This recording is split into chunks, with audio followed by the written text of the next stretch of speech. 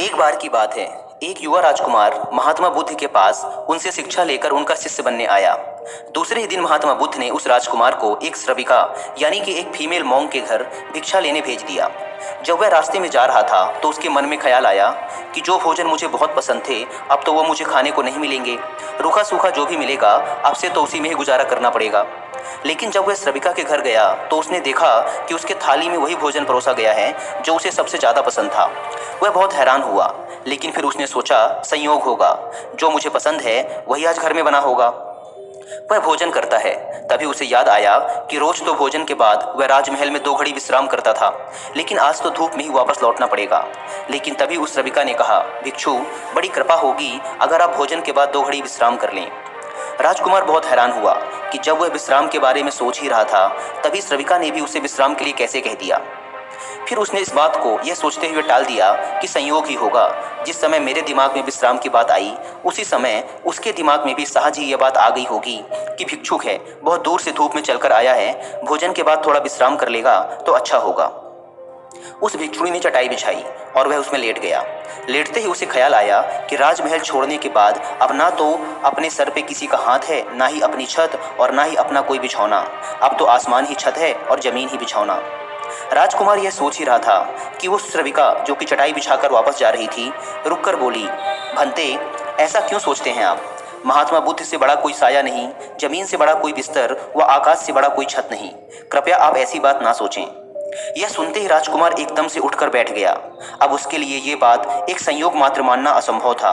उसने उस बौद्ध भिक्षुणी से कहा, मैं बड़ा हैरान हूँ, क्या मेरे विचार तुम तक पहुँच जाते हैं? क्या मेरा अंतःकरण तुम पढ़ लेती हो?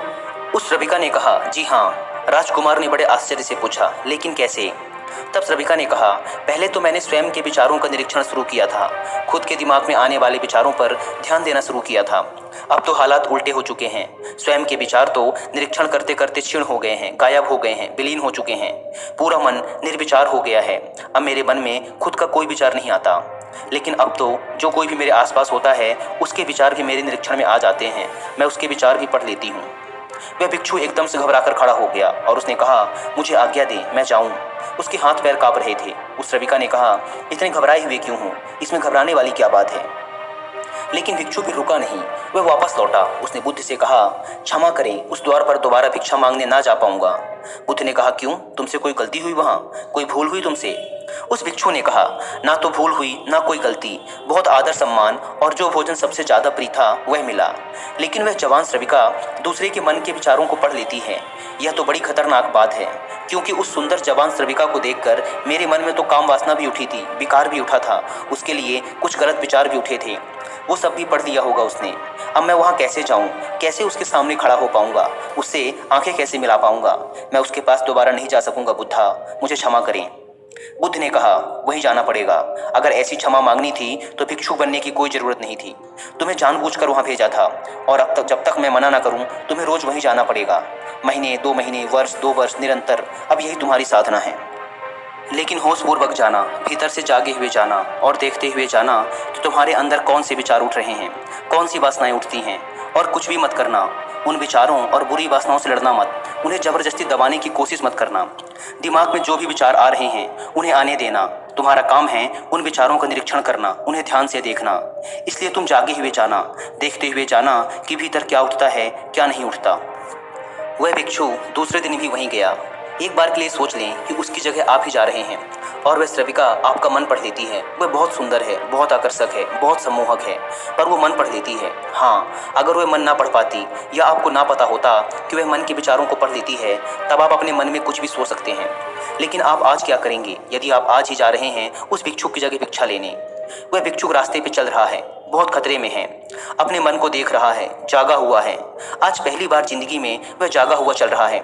जैसे जैसे उस श्रविका का घर करीब आने लगा उसका होश बढ़ने लगा।